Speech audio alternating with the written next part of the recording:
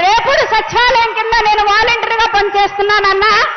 అన్నా, రాష్ట్రానికి 2 కళ్ళు లాంటి సంక్షేమం, అభివృద్ధి లాంటి వాటిని నవరత్నాలు అనే సంక్షేమాలతో ముడిపెట్టి ఆనాడు మీరు పాదయాత్రలో మా దగ్గరకు వచ్చి మా కష్ట సుఖాలు ఎరిగి నేను విన్నాను, నేను ఉన్నాను, మాట తప్పను, మడమ తిప్పను అన్న మాటకి కట్టుబడి ఎవరైతే నిష్పక్షపాతంగా నిస్వార్థంతో కులం, మతం, వర్గం చూడకుండా ఎవరైతే అర్హులైన వారి దగ్గరికి సంక్షేమ పథకాలు తీసుకువెళ్తారో వారిని గుర్తించి వర్జం లాంటి వాలంటీర్ వ్యవస్థను ఏర్పరిచి రాష్ట్రాన్ని అభివృద్ధి పనుల్లోకి నడిపించిన ఘనత దేశంలో మొదటగా మీకే దక్కుతుందన్నా.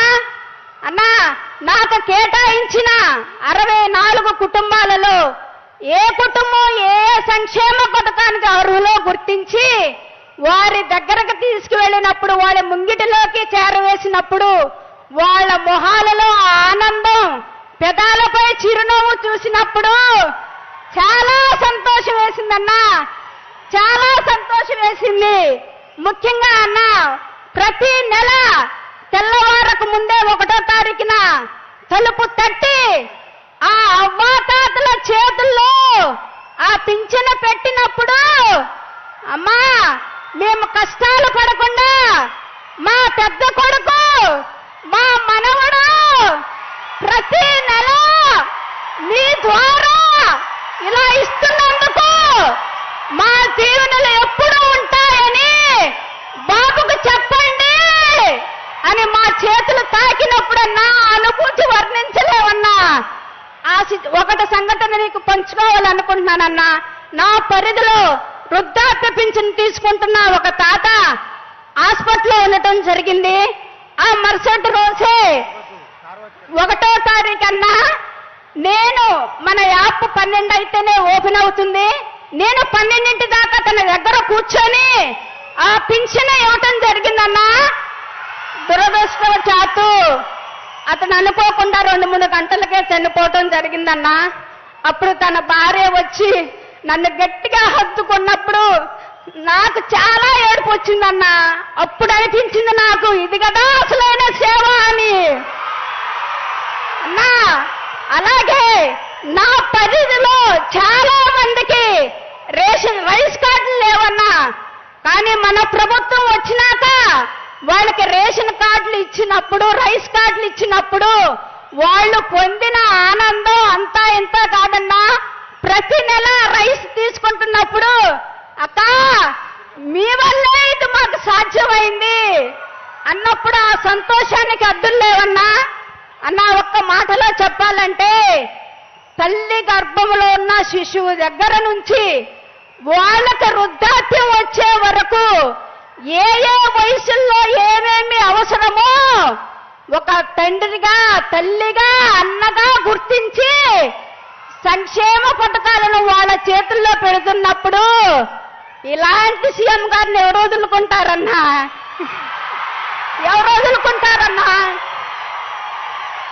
బిడ్డ పుడితే గోరు ముద్ద, బడికి వెళితే అమ్మఒడి, కాలేజీకి వెళితే వసతి దీవెన, విద్యా దీవెన, అక్క చెల్లెలకు ఆసరా చేయూత, రైతు భరోసా, 0 వడ్డీలు, ఆరోగ్యం బాగోపోతే వైఎస్ఆర్, ప్రమాదం జరిగితే బీమా. ఈ పథకాలు ఉంటే ఇతర దేశాలు, రాష్ట్రాలు మన సీఎం గారు వైపు, మన రాష్ట్రం వైపు చూడకుండా ఎలా ఉంటాయన్నా? అందుకే రాష్ట్ర ప్రజల గుండెల్లో మీరు ఒక ప్రత్యక్ష దేవుడైపోయారన్నా. ఆ ప్రజల దీవెనలు మీకెప్పుడు మెండుగా దిండుగా ఉంటాయన్నా. మేము ఇంకా రాబోయే రోజుల్లో ఇంతకంటే రెట్టింపు ఉత్సాహంతో పని చేస్తామని మా వాలంటీర్ల తరఫున మాట ఇస్తున్నానన్నా. ప్రజలు మరలా మీ కోసం సిద్ధంగా ఉన్నారన్నా. ప్రేమతో, ఎంత ప్రేమతో ఎదురు చూస్తున్నారంటే మరలా మీ చల్లని మేలైన సురక్షితమైన పరిపాలన కోసం 1000 కళ్ళతో ఎదురు చూస్తున్నారన్నా. అది మీరు త్వరలోనే చూస్తారన్నా. ఇలాగే మా వాలంటీర్లు ఎంతకన్నా ఉత్సాహంతో రాబోయే రోజుల్లో పనిచేస్తామని మా వాలంటీర్ల తరఫున మీకు వాగ్దానం చేస్తున్నానన్నా. మరొక్కసారి నాకు ఈ అవకాశం ఇచ్చినందుకు మీకు కృతజ్ఞతలు తెలియజేసుకుంటానన్నా. జై జగన్, జై జై జగన్. అందరూ సిద్ధమేనా? సిద్ధమా? ధన్యవాదాలమ్మా. తర్వాత మరొక వాలంటీర్ ముఖాముఖి.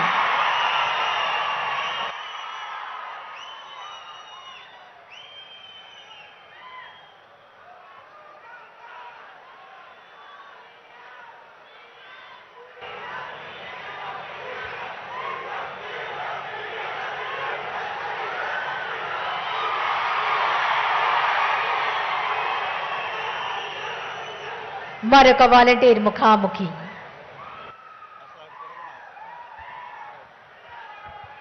అన్నా